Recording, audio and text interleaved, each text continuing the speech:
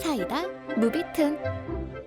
내 대학교 친구 중에 미향이라는 애가 있었다. 미향이는 대학생 때부터 성실한 노력파였고 사회인이 되어서도 그런 성격 때문에 예쁨을 받아 상사로부터 선자리를 소개받았다.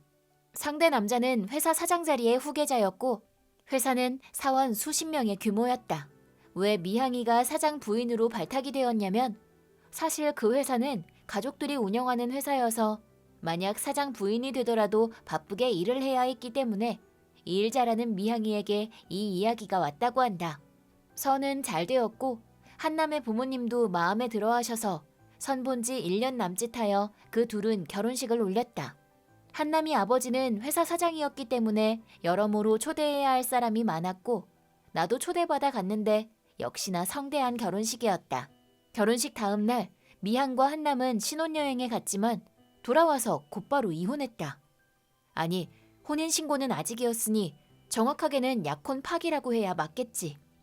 어떻게 된 일이냐면 결혼식 당일날 대기실에 한남의 전 여자친구가 나타나선 한남에게 헤어진 후에도 쭉 당신을 못 잊고 있었어. 당신을 사랑해. 부탁이니까 다른 여자랑 결혼하지 말아줘. 라고 매달렸다고 한다. 하지만 너 다른 남자랑... 그건 오해야. 당신 가족이 나를 받아주지 않으니 당신과 함께하는 건 어렵다고 생각해서 슬퍼서. 그래서... 그런... 이제 와서? 부탁이야. 제발 결혼하지 말아줘. 나랑 다시 시작하자. 그 자리에서 한남의 친구들이 어떻게든 전 여친을 데려 나왔다고는 하는데 한남은 그 일로 다시 꽂혀버리고 말았다. 신혼여행 첫날 밤에 호텔에 도착한 후에 아무리 생각해도 난 지금도 전 여친을 사랑해. 그러니 너랑은 결혼 못할 것 같아. 라고 말을 꺼내왔다고 한다. 미향의 말로는 한남은 사랑 없는 결혼을 강요당한 불쌍한 사람인 양 피해자같이 굴었고 그것 때문에 매우 화가 났다고 했다. 그리고 미향이는 그런 건 좀 더 빨리 말하라고. 적어도 신혼여행 오기 전에. 라고 생각하며 화를 넘어 질려버렸고 프론트에 전화하여 다른 방을 잡아서 짐을 가지고 이동했다. 한남은 나 생각해서 신경 써줬구나. 그치만 따로 방 안 잡아도 괜찮아. 내 마음은 쭉 전 여친에게 있으니까 너한테 손대거나 안 할 거야. 게다가 따로 방 잡으면 돈도 아깝잖아. 라며 눈치 없는 말을 하는 바람에 순간 죽이고 싶었다지만 꾹 화를 참고 전 여친이 걱정하잖아. 내 걱정은 하지 마. 라며 다른 방을 자기 돈으로 잡았다. 참고로 신혼여행은 해외였고 패키지 투어였다. 도중에 귀국하는 건 수속이 번거로웠고 그리고 미향이가 계속 가고 싶어 했던 나라였기 때문에 여행은 여행대로 관광을 즐겼다고 한다. 도중에 같은 여행에 젊은 여자 2사람이랑 친해져서 같이 다녔다고 한다. 한남은 한남대로 좋아하지도 않는 사람이랑 여행 다녀도 재미없을 테니까 라며 결국 관광은 안 하고 호텔에 처박혀서 하루 왼종일 전 여친과 사랑을 속삭였다고 한다. 그리고 귀국하자마자 한남은 부모님에게 전 여친과 다시 만나고 싶어서 미향이랑은 결혼 못하겠어요. 라고 얘기하자 부모님은 격분. 사실은 미향이와 결혼식을 올리기 한참 전에 한남은 전 여친을 결혼 상대로서 부모님께 소개한 적이 있었다. 하지만 전 여친의 행동과 몸단장, 말투를 보곤 부모님은 전 여친에게 불신감이 들었다. 그리하여 부모님이 몰래 전 여친의 신변 조사를 해보니 남자 관계나 돈 씀씀이가 해프다는 걸 알았고 그 증거를 한남에게 보여주며 결혼은 포기하거라. 그 여잔 결혼 상대로 안 돼. 라고 설득했다고 한다. 그럼에도 불구하고 한남은 그건 옛날 일이야. 지금은 마음 다 잡고 나 하나만 바라보고 있대. 내가 말하는 것도 그렇지만 믿어주세요. 라며 어떻게 해서든 부모님을 설득하려고 했지만 부모님은 납득하지 않았다. 그렇게 다투고 있는 와중에 전 여친이 바람을 폈다. 한남도 그건 용서할 수 없었는지 그땐 화를 내며 헤어졌다고 한다.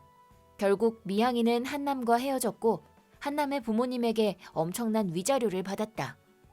그리고 한남은 부모님이 아무리 반대해도 이번에야말로 전 여친과 결혼할 거야 라며 양보하지 않았고 반년 후 한남의 부모님이 져주셔서 전 여친을 며느리로 받아들였다. 그로부터 수년 후 우리 애가 유치원에 다니기 시작했을 때였다.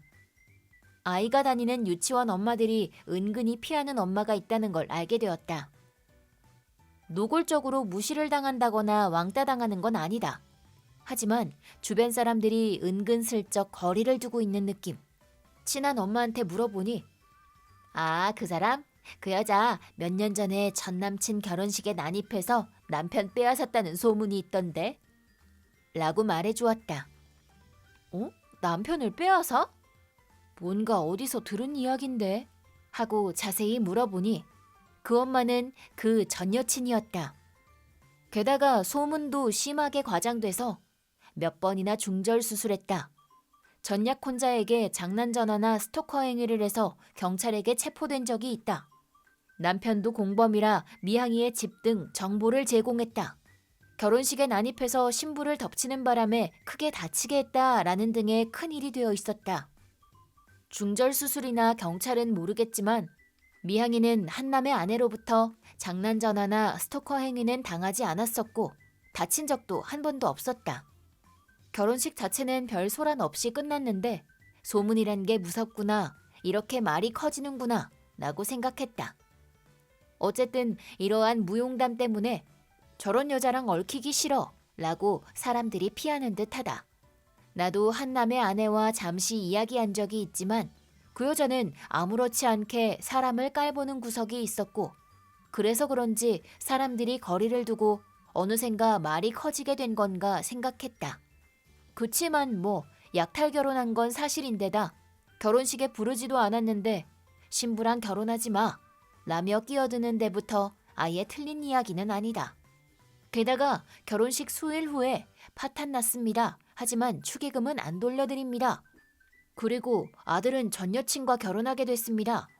라니, 초대 손님들을 우습게 보는 것도 아니고 미향이는 미향이 쪽이 받은 축의금은 송금하거나 해서 어떻게든 전부 돌려줬다고 하는데 한남은 다들 배부르게 먹고 마시고 선물도 받아갔으니 안 돌려줘도 되겠지? 라며 아무리 부모님이 말해도 돌려주려 하지 않았다. 한남 아버지의 일과 관련된 손님들도 많았고 지역 밀착형인 회사였기 때문에 일적인 영향도 꽤 있었을 거다. 한남의 아내는 지금은 사장 부인으로서 회사를 인계하여 사장이 된 한남과 함께 회사를 일궈나가고 있지만 실적은 계속 악화되고 있다고 한다. 한남의 아내는 회사에는 있지만 거의 호두까기 인형. 다른 사원들로부터는 쓸데없긴, 하는 일도 없으면서 라며 손가락질을 당하고 있다고 한다. 원래 돈 씀씀이가 해퍼서 몇 번이고 회사 공금을 슬쩍 해서는 자기 뒷주머니를 채우고 있었던 것도 발각되었다. 당연히 회사에선 한남의 아내를 향한 비판이 거세졌지만 그래도 한남은 자기 아내를 감싸고 돌았다. 그 결과 더 이상은 못 잇는다며 그만두는 사원이 속출했고 회사는 거의 무너져가고 있다고 한다. 참고로 미양이는 한남과 헤어진 1년 후에 다른 남자와 결혼했다. 다른 지방으로 시집을 갔기 때문에 이전처럼 자주는 못 보게 됐지만 2, 3개월에 한 번씩 같이 밥을 먹으며 서로 근황 이야기를 하며 지내고 있다. 미향이는 일반 회사원과 결혼하였고 다른 사람이 볼 땐 평범하기 그지없는 일상일지 몰라도 가족 모두가 웃으며 지낼 수 있는 그런 하루하루가 제일 행복해 라며 행복해하며 얘기하는 걸 듣고 다시 한번 한남이 같은 놈이랑 결혼 안 해서 다행이라고 생각했다. 참고로 미향이는 한남이 어떻게 지내는지 알고 있었고 뭐 그 정도밖에 안 되는 놈이었다는 거지. 그런 놈이란 걸 몰랐던 나도 바보였지만 라고 말하며 아무렇지 않아 했지만 나는 이런 말하면 성격이 안 좋아 보이는 건 알지만 한남과 한남 아내에게 꼭 한마디 하고 싶다. 꼴 좋다. 이번 영상은 어떠셨나요? 재밌게 보셨다면 구독, 좋아요에 댓글까지 달아주시면 감사하겠습니다. 그럼 다음 영상에서 만나요.